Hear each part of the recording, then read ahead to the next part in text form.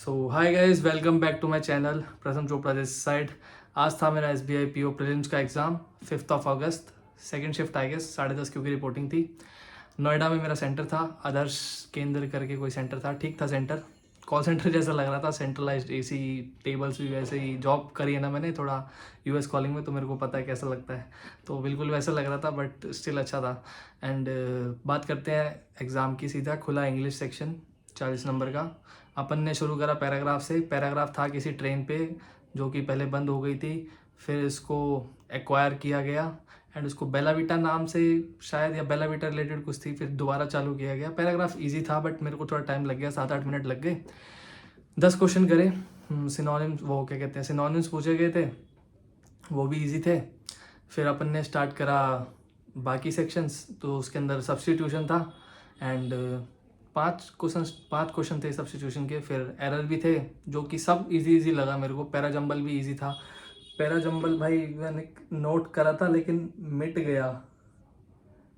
लेकिन second number पे F था उस पैरा जंबल में। सेकंड नंबर पे एफ था। अगर किसी ने दिया तो उसको मैंने हाथ पे लिखा था, भाई आई एम सॉरी, मिट गया यार। सेकंड नंबर पे एफ था एंड बाकी नहीं दिख रहा यार, आई एम सॉरी। बाकी भी करा मैंने, क्या कहते हैं, और एरर्स थे अपने, सब्स्टिट्यूशन था एंड वो कनेक्टर्स वाले होते हैं ना, वो नहीं थे उसके अंदर, शिफ्ट के अंदर। तो वो था, क्या कहते हैं, फिल इन द ब्लैंक्स वाला होता है। 7 क्वेश्चन थे उसके, 7 नहीं 5 थे, आई डोंट रिमेम्बर। बट उसके जो थे ना पैरा जंबल के, वो 6 क्वेश्चन थे। और हाँ, और बाकी पैरा जंबल भी आए थे छोटे छोटे, 2-3 और आए थे, वो भी इजी थे करने के लिए। तो 40 के 40 अपन ने अटैम्प्ट मार दिए, थोड़ा सा टाइम बच भी गया था, कॉन्फिडेंस काफ़ी ज़्यादा बूस्ट हो गया था।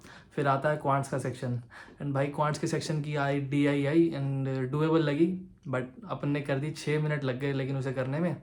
फिर एक दो अरिथमेटिक के करे जो लाइन वाइज आ रहे थे। फिर देखे रॉन्ग नंबर, एक दो रॉन्ग नंबर बने ही नहीं और एक दो बन गए।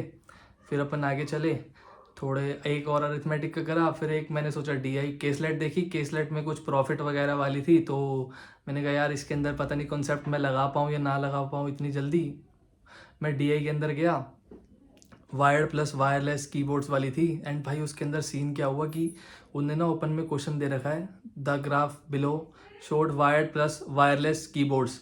एंड वो जब पूरा ग्राफ है ना, उसके साइड में वायरलेस कीबोर्ड उल्टा लिखा हुआ है और वो दिखाई नहीं दे रहा। अब मैंने जो टेबल बनाई ना, जो पूरा डाटा था, तो मैंने ग्राफ में टोटल ले लिया। जैसे 88 था तो वो सिर्फ वायरलेस का था, पर मैंने वायर्ड प्लस वायरलेस का ले लिया। मेरी रेशो निकल ही नहीं रही भाई, निकल नहीं रही भाई। 2-3 मिनट हो गए, मैंने एक क्वेश्चन करके देखा, मेरे को लगा शायद एक क्वेश्चन नहीं हो रहा। दूसरा करके देखा, तीसरा करके देखा, मैं कहा यार कोई भी नहीं हो रहा। फिर मैंने उसे ध्यान से देखा कि दिक्कत क्या आ रही है इसके अंदर। वो भाई टेढ़ा लिखा हुआ था और नज़र में ही नहीं आ रहा था।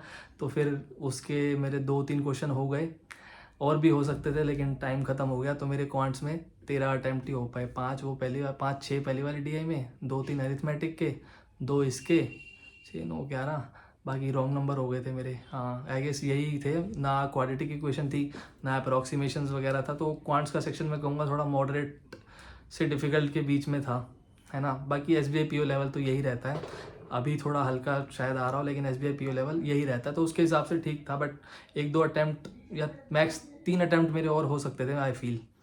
बट फिर खुलता है रीजनिंग सेक्शन अपन स्मूथली जाते हैं। पैराग्राफ, वो पज़ल आती है एक, डुएबल लगती है, अपन करते हैं, पूरे 5 नंबर लेते हैं। फिर एक क्वेश्चन छोड़ के फिर पज़ल आती है, करते हैं, 5 नंबर लेते हैं। फिर सिलॉग्स नहीं थे। फिर और कोई क्वेश्चन आता है वो थोड़ा अपन छोड़ते हैं, 5 नंबर पज़ल में लेते हैं। तो 4 पज़ल मैंने बना ली थी आई गेस। एंड 4 पज़ल हाँ मैंने बना ली थी, एक पज़ल मैंने छोड़ी थी। तो एक पज़ल ना वो स्पेसिफाइड, उसके अंदर मेरे को मतलब क्या कहते हैं, प्रॉपर हिंट होता है ना कि जैसे 7 बॉक्सेस थे तो 7 नाम थे और वो 7 चीज़ें लेके बैठे थे, स्टेपलर, पेंसिल, इरेजर वगैरह। बट उनमें से कोई ऐसा स्पेसिफाई नहीं कर रखा था कि ये इस पोजीशन पे है या इसके ऊपर पक्का इतने बैठते हैं, इसके ऊपर पक्का इतने नीचे बैठते हैं, ऐसे कोई लाइन स्पेसिफाई नहीं कर रखी थी। तो वो मैंने लास्ट के लिए छोड़ दी थी। उसके अलावा मैंने बाकी सारे कर लिए, एक छोड़ दिया था मैंने। वो जो वर्ड बनाने वाला था ना, मैं वर्ड के अंदर थोड़ा कमज़ोर हूँ। REIN करके वो थे अल्फ़ाबेट्स, मेरे से कोई वर्ड नहीं बना एंड तो मैंने वो छोड़ दिया। पज़ल भी छूट ही गई। मैंने क्वेश्चंस करने की ट्राई करी, 2 थोड़ी सी मेरे से पज़ल बनी, बट मैंने कहा तुक्के मारने से फ़ायदा नहीं है, इतने के साथ ही चलते हैं। तो टाइम ख़त्म हो गया।